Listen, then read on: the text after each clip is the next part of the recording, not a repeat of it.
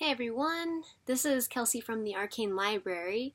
As you guys can see, I'm not in the library today, I'm actually traveling, but I wanted to talk to you all about the newest adventure that is being released today by the Arcane Library called Masque of the Worms, and I want to make a walkthrough so that you guys know what's going on with this adventure. I'm gonna do my best to explain it to you guys. I'm gonna show it to you on this little iPad right here instead of paper. Save the environment a bit. So hopefully this works. So as you guys can see, Masque of the Worms, ooh, reflections. Newest adventure from the Arcane Library, first level adventure. It's a one session, one shot, and it is inspired by the writings of Edgar Allan Poe. So I did a lot of research for this one, a lot of rereading, checked out all my old favorites from Poe, the Masque of the Red Death, Pit and the Pendulum, the Telltale Heart. There are a bunch. I read through a lot of them, worked a ton of inspiration from those into this, and I wrote this adventure specifically for a live stream that's going on tonight at the Edgar Allan Poe Museum in Richmond, Virginia, and that's going to be by the Castle Mac crew. It's going to be so awesome. It's going to be in the courtyard of the museum. They're going to be in costume. It's going to be giveaways from folks like Devin Rue, and anyone who tunes in is going to get a free download code for this adventure. So I'm really excited about that. So let me quick walk you through it. So Masque of the Worms, first level adventure. How it starts, the hook that gets the players pulled in is there's a baron. His name is Baron Henrik Rennet, or Rennet, however you want to pronounce it. And his wife, the Baronness Elenore, attended a masque 2 nights previous.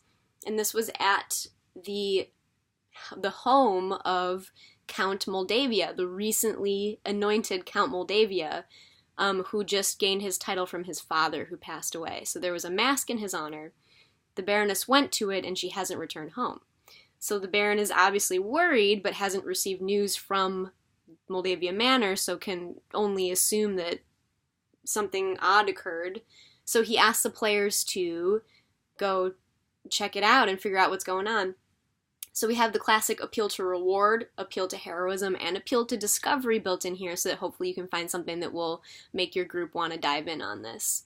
Alright, so after getting stuck in with the promise to go find the Baroness, the players travel to Moldavia Manor, and the first thing that they encounter is that it's kind of spooky. Oh gosh, can you guys see this? Okay, I'm going to bring it real close. Well, anyway, I'm going to make this work. Dark and Dreary is the title of this section right here, and this talks about what Moldavia Manor looks like as the players approach. And I want to show you guys that we have a full-size map for this one of the grounds of Moldavia Manor. This is the actual manor. There's a spooky pond, which is a reference to the fall of the House of Usher. Nice story. And then there's some housing over here and stables here. So the players are sort of free to roam these grounds. And the first section talks about the manor, but they could maybe go to here, they could go to the stables. In doing so, they're going to discover that there are some dead horses that died from terror in the stables. There's a bunch of horses still there. Baroness Eleanor's horse tack and carriage is still there, but no one seems to be about. Same is true for these staff housing units. They're going to find a little girl whose mom works in the kitchen who might have some information for them. It's kind of a creepy NPC interaction. And they start to get a sense for something that's occurring here at Moldavia Manor because this young girl can hear a beating heart. Reference to the Telltale Heart, of course. But there's an illness that's befallen some of the people at Moldavia Manor called echo fever. We're going to go into that, but echo fever starts to inflict itself upon people who are experiencing terror, and it causes the victims to hear a beating heart that grows louder as they fail their saves, and over time it will inflict actual madness on the players. So that's kind of all outlined here in Dark and Dreary. We've got the sidebar about echo fever. So the players are going to move into the manor at some point, and this is called In Halls of Gloom. They're going to encounter a dying NPC, spooky, who could maybe give them a bit of foreshadowing, but he's actually so drunk on some nice Amontillado wine that he, even if healed, really can't give the players a coherent explanation, just hints foreshadowing and things that'll hopefully get them sort of spooked out. So once the players encounter this man, they will likely move into the Great Hall of the Manor House, and then they will encounter a scene of gore. In the Great Hall, there are 5 dead Masque attendees still in their finery. They've been killed by something that is leaving circular bite marks all over their body the size of dinner plates. There's also a swarm of rats feasting on the food left out. So these are actually all references to some Poe works. In fact, if somebody, we could do a little challenge here, if somebody wants to try to suss out as many Poe references as they can, shoot me an email. If you can guess, let's say, if you can concretely pin down 15 or more actual Poe references, I'll shoot you a free download code for whichever product you want on my site. So check it out. Let's see if you're up to the challenge. And anyhow, the bodies on the floor are going to rise as something called worm fiends. And they're going to attack the players. And this is, again, hints at what has befallen this group. However, the Baronness is not amongst these victims. The players will need to continue exploring. And you'll see here, I'm going to try to zoom this in. In the Great Hall, right here, there's a central chamber. And then it leads to a few different rooms. So each of these rooms houses something to discover. So the players could enter the kitchens, where they're going to find more bodies. The little NPC girl who they may have spoken to in the staff housing, her mother is dead here, unfortunately, so that's no fun. But they all bear the same wounds, which are these big circular bites. So then, if the players were to go here into the library, there is a big grandfather clock in there with some special surprises. And they will also potentially find a secret door that leads down to the wine cellars of the manor. Now, I've included a map where this section is hidden in case you're using a virtual tabletop and you don't want the players to just see that right off the bat. There's just terrain here instead. So they may find some things there, some more hints, some fun Easter eggs, and then up here, if they were to enter this top room, this is actually the room of Count Moldavia.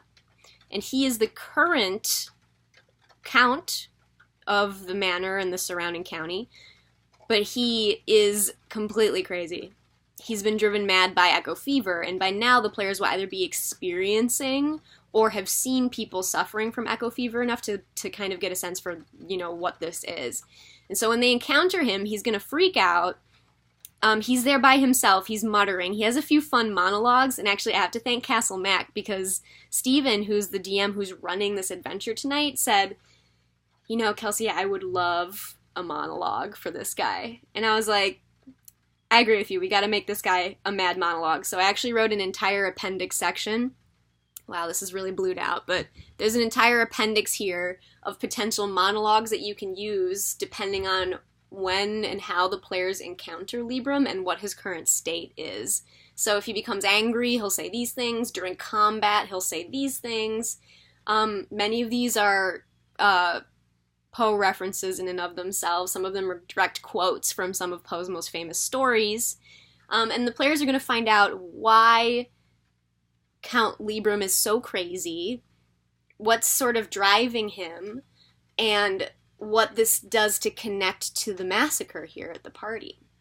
So the players are going to also see that there's a giant hole in the floor of his room. Now, if they don't encounter the passageway to the wine cellar in the library, this is a very obvious passageway in here, right in his floor right here. There's a big hole blasted out. So that also leads down into the cellar. Now, when the players get to the cellar, this is kind of the climax of the adventure, and this is where they're going to find 2 massive blood-red worms called conqueror worms. And it all kind of comes together. These worms have big, circular, kind of grasping maws, and they've burrowed up through the wine cellar, and they've attacked the party, and there are a lot of dead people down in the cellar as well. And unfortunately, spoiler alert, the Baronness is among them. So, that's sad. But the players still can do some good here. They will have to fight the worms because once these worms detect somebody who's not Count Libram, they're going to want to attack. So the worms are attacking. There's a timer element to this fight because as time goes on, some more bodies are going to rise from that group as worm fiends and also attack. So it's trying to put some pressure on the players, a sense of urgency. And if they triumph in that fight, they will have essentially cleared out the manor. Then they will likely need to get themselves together, deal with the NPCs that they encountered if they're alive, and probably return back to deliver the sad news to the Count. That does not end the adventure necessarily, though. There is an aftermath section that talks about the ramifications of what went on at the manor, what the players can do to move the adventure forward. Maybe they'll capture or take Count Librum with them. Perhaps they'll kill him. He does try to disrupt and be a problem during the fights, but he himself will not fight. So that's an interesting conundrum. Is he too crazy to let live? Is it cruel to kill a madman? These are all questions the players will have to answer for themselves. And finally, there's a little hint to the Telltale Heart in there as well, a reference to a hideous blue eye, which you will find in the adventure, that helps explain Count Moldavia's madness. So there's the story. This comes with combat cards, all the required combat cards, virtual tabletop maps, and an internally linked adventure in Arcane Library style that'll hopefully help you run this. Have a really high-octane, horror-filled one-shot. I hope if people use this for live streaming that they find it to be a good pacing, good time length. The whole adventure should run about 3 to 4 hours in one sitting. All right, guys. Join us on the stream tonight if you can, August 18th. It's at 8 p.m. Eastern. It's going to be on twitch.tv/CastleMac. And catch the rerun if you don't get to see it tonight. And looking forward to it. So we'll see you guys there, or we'll see you at the Arcane Library. All right, bye.